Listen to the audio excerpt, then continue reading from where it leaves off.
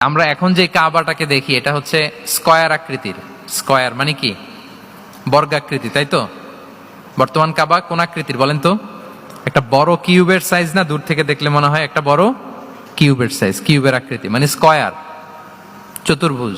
কিন্তু সৈয়দনা ইব্রাহিম আলাইহিস সালাম যে কাবা নির্মাণ করেছিলেন এটা কিন্তু এরকম কিউব ছিল না, ওটা ছিল রেক্ট্যাঙ্গেল। রেক্ট্যাঙ্গেল ছিল, মানে আয়তাকৃতির ছিল, এরকম লম্বা।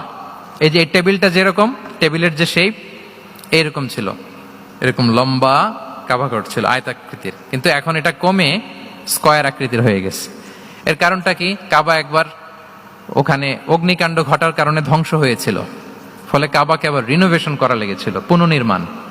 তো কোরাইশরা সিদ্ধান্ত নিয়েছিল কাবা পুনর্নির্মাণে আমরা কোনো হারাম টাকা ইউজ করব না, যার কাছে যত হালাল টাকা আছে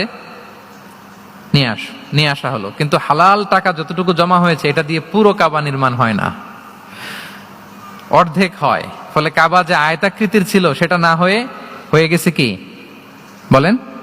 বর্গাকৃতির, মানে স্কয়ার। ওই স্কয়ার কাবাই আজ পর্যন্ত রয়ে গেছে। কিন্তু ওই যে আয়তক্ষেত্রের যে শেপের মধ্যে যতটুকু জায়গা বাকি ছিল ওইখানে দেখবেন একটা ক্রিসেন্টের মতো আছে, হেজরে ইসমাইল, হাতিমে কাবা বলে। ওইটার ভিতরে নামাজ পড়া আর কাবার ভিতরে নামাজ পড়া একই হুকুম। ওইটার ভিতরে নামাজ পড়া আর কাবার ভিতরে নামাজ পড়া কি একই হুকুম। ফলে ওই হাতিমের ভেতরে ফরজ সালাত আদায় হয় না, নফল সুন্নাত পড়া যায়। এমনকি কাবার ভেতরেও ফরজ সালাত আদায় করলে আদায় হবে না, কারণ নামাজের ফরজের মধ্যে একটা ফরজ হচ্ছে ইলা জিহাতিল কাবা, টু দ্য ডাইরেকশন অফ কেবলা। আপনার কেবলা মুখী হইতে হবে না। আপনি তো কাবার ভিতরে ঢুকে গেছেন, এখন কাবা কোন দিকে? কাবা তো নাই, বের হইতে হবে। বের হয়ে কাবা মুখী হলে সালাত হবে। I think you got the point. তো তাহলে রাসূল সাল্লাল্লাহু আলাইহি ওয়াসাল্লামের উইজডম বা প্রজ্ঞাটা এখানে দেখেন। আম্মা জান আয়েশা রাদিয়াল্লাহু তাআলা আনহাকে উনি বললেন যে আয়েশা, মক্কা তো বিজয় হলো, মক্কার কন্ট্রোল তো এখন আমার হাতে। চাইলে আমি কাবাকে ভেঙে সেই ইব্রাহিম আলাইহিস সালামের যে বেইজ এরকম লম্বা করে শেপ দিতে পারি, কিন্তু দিব না। কেননা দিলে মক্কা একটা ক্যাওস হতে পারে। কি হতে পারে?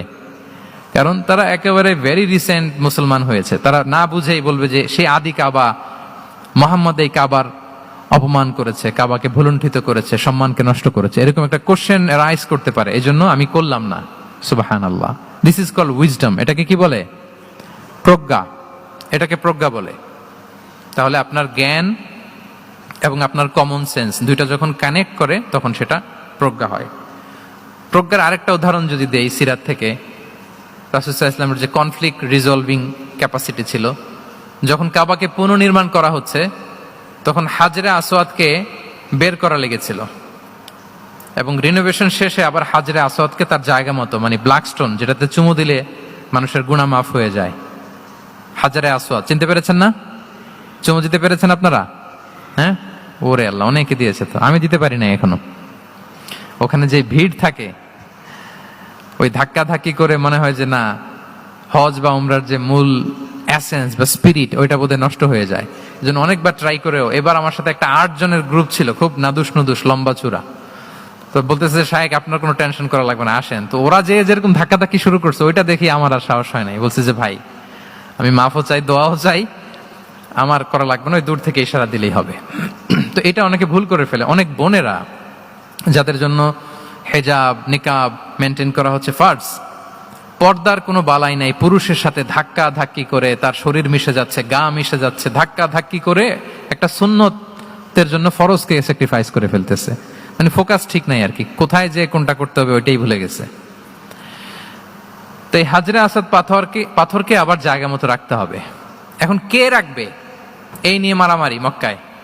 বড় বড় 4টা গোত্র বলে, এই গোত্র বলে আমি রাখবো, এই গোত্র বলে আমি রাখবো, আরেক গোত্র বলে রক্তের গঙ্গা বইয়ে দেব মক্কায়, কিন্তু এই সম্মান অন্যকে নিতে দিব না, কারণ ইটস ভেরি প্রেস্টিজিয়াস ইস্যু যে আমাদের গোত্র এই ব্ল্যাক স্টোন হাজরে আসওয়াদকে নিয়ে জায়গা মতো রেখেছে, এটা কাউকে দিব না। তো সবাই যখন মারমুখী, তখন আল্লাহ রাসূল সাল্লাল্লাহু আলাইহি ওয়া আলিহি ওয়াসাল্লাম তিনি সমাধান দিলেন যে মারামারির দরকার নাই, একটা চাদর নিয়ে আসো। নিয়ে আসা হলো। 4 গোত্রের 4 লিডারকে বললেন চাদরের 4 কোণা ধরো। 4 জন 4 কোণা ধরলো। রাসূল সাল্লাল্লাহু আলাইহি ওয়াসাল্লাম তিনি পাথরটা নিয়ে মাঝখানে রাখলেন। এবার 4 নেতাকে বললো আসো, জাতীয় 4 নেতা চলে আসো, কাবার সামনে চলে আসলো। এরপরে আল্লাহ রাসূল সাল্লাল্লাহু আলাইহি ওয়াসাল্লাম ওনার মোবারক হাত দিয়ে, বরকতময় হাত দিয়ে হাজরা আসওয়াদকে নিয়ে নিজ হাতে রাখলেন। এবার সবাই হ্যাপি, কারণ অংশগ্রহণ করতে পারছে। আসলে সব মূল স্ট্যাটাস কিন্তু চলে গেছে রাসূলের দিকে, নাকি? ওরা তো এটা টাচও করতে পারে নাই, পারছে? ওরা চাদর ধরেই হ্যাপি, কিন্তু পাথরটা ধরেছিল কে? রাসূল সাল্লাল্লাহু আলাইহি ওয়াসাল্লাম। চাদরে রেখেছিল কে? রাসূল সাল্লাল্লাহু আলাইহি ওয়াসাল্লাম। চাদর থেকে নিয়ে আবার কাবা ঘরে সেট করেছিল কে? রাসূলুল্লাহ সাল্লাল্লাহু আলাইহি ওয়াসাল্লাম। এভাবে উনি কনফ্লিক্ট রিজলভ করতেন থ্রু হিজ উইজডম, ওনার প্রজ্ঞার মধ্য দিয়ে। পেরেশানিতে পড়লে, টেনশনে পড়লে এই দোয়াটা, প্রিয় ভাইরা, বিষ্ণু ইসলাম যখন খুব বিপদে পড়তেন, দুশ্চিন্তা ওনাকে ঘিরে ধরতো, উনি পড়তেন ইয়া হাইয়ু ইয়া কাইয়ুম বিরহমাতিকা আস্তাগীথ, ইয়া হাইয়ু ইয়া কাইয়ুম বিরহমাতিকা আস্তাগীথ, ইয়া হাইয়ু ইয়া কাইয়ুম, হে শাশ্বত অবিনশ্বর, হে চিরঞ্জীব, বিরহমাতিকা আস্তাগীথ, তোমার রহমতের উসিলায় তোমার কাছে ফরিয়াদ করি, এটা পড়তেন। আবার আরেক বর্ণনায় এসেছে ইয়া হাইয়ু ইয়া কাইয়ুম বিরহমাতিকা আস্তাগীথ আসলিহ লি শা'নি কুল্লাহু ওয়া লা তাকিলনি ইলা নাফসি তারফাতা আইন, আসলিহ লি শা'নি কুল্লাহ, আল্লাহ আমার সবকিছু আপনি সেটেল করে দেন। আমাদের সব ঝামেলা সেটেল করে দিতে পারে কে? আমরা তো সেটেলমেন্টের জন্য এসপি সাহেবের কাছে যাই, ডিসি সাহেবের কাছে যাই, অমুক ভাইয়ের কাছে যাই, তমুক ভাইয়ের কাছে যাই। এই দোয়া পড়লে আরশের উপর থেকে আপনার ম্যাটার সেটেল করে দিবে কে? তাহলে পড়বেন ইয়া হাইয়ু, এ চিরঞ্জীব। হাইয়ু মানে চিরঞ্জীব, যিনি চিরকাল বেঁচে থাকবেন, মরবেন না। আল্লাহ মরবেন? তার কোনো লয় আছে? ক্ষয় আছে?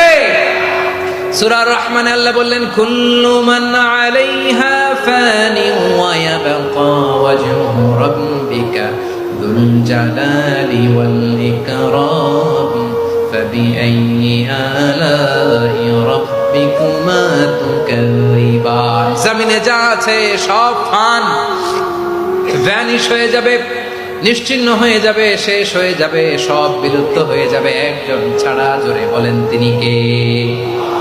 ইয়া হাইয়ু, আমার সাথে আওয়াজ করে পড়েন ইয়া হাইয়ু ইয়া কাইয়ুম ইয়া হাইয়ু ইয়া কাইয়ুম বিরহমাতিকা আস্তাগীথ আসলিহ লি শা'নি কুল্লা ওয়া লা তাকিলনি ইলা নাফসি তারফাতা আইন।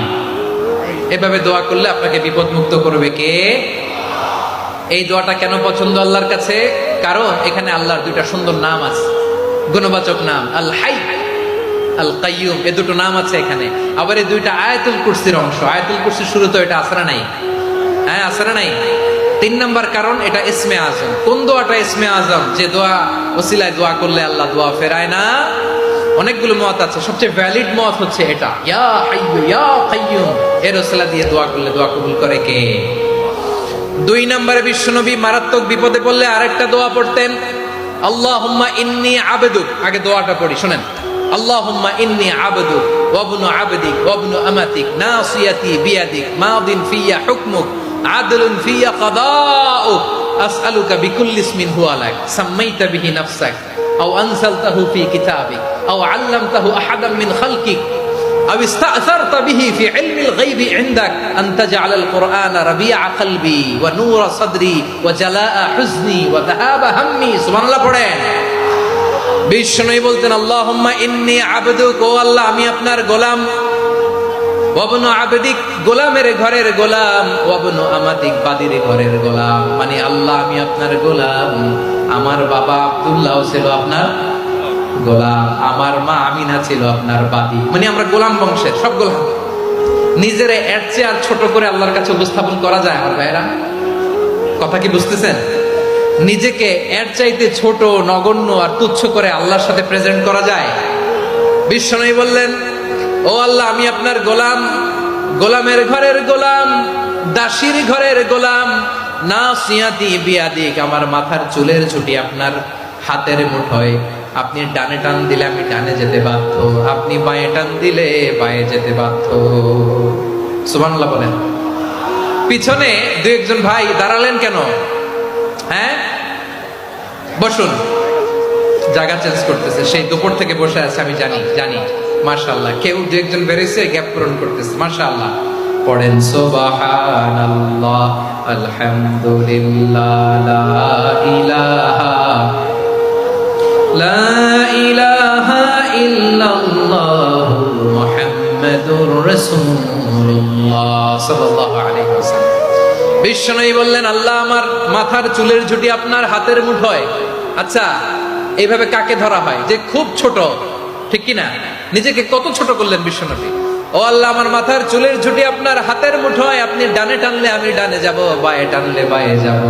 আল্লাহ, আসআলুকা বিকুল্লি ইসমিন হুয়া লাক নাসিয়াতি বিয়াদিক মাদিন ফিয়া হুকমুক। আপনার নির্দেশ আমার উপর কার্যকর হবেই হবে। আদলুন ফিয়া কাদাউক, আপনার ফয়সালা, যেই ফয়সালাই আপনি আমার জন্য করেন এটাই ইনসাফ। সুবহানাল্লাহ বলেন। আমরা আল্লাহর ফয়সালায় সন্তুষ্ট হতে চাই না। কত কমপ্লেইন, আল্লাহ তুমি এটা দিলা না, ওইটা পাইলাম না, ওইটা হইল না রে, এরকম অভিযোগ কমপ্লেইন আমাদের আছে না নাই? আর বিশ্বনবী বলতেন, আদলুন ফিয়া কাদাউক, আল্লাহ আমার জন্য তোমার যেটা ফয়সালা এটাই সবচেয়ে শ্রেষ্ঠ ইনসাফ, এর চেয়ে ইনসাফ আর হতে পারে? এভাবে কায়মান বাক্যে আল্লাহর কাছে বিশ্বনবী দোয়া করতেন। এরপরে বিশ্বনবী বললেন, আল্লাহ তোমার যত নাম আছে সব নামের ওসিলায় দোয়া করি, যে নাম তুমি আমাদেরকে জানিয়েছো, যে নাম তুমি আমাদেরকে জানাও নাই, যে নাম তুমি কোরআনে নাজিল করেছো, যে নাম নাজিল করো নাই, যে নাম শুধু নবীদেরকে জানিয়েছো। আর আল্লাহর এমন কিছু চমৎকার চমৎকার সুন্দর সুন্দর নাম আছে, এই নামগুলো রব্বুল আলামিন কাউকে জানাবে না। সুবহানাল্লাহ বলেন। আমরা তো 99 নাম জানি, 100 নাম জানি আল্লাহ, কিন্তু আল্লাহর এমনও কিছু নাম আছে যেগুলো আল্লাহ বিশ্বনবীরও জানায় নাই।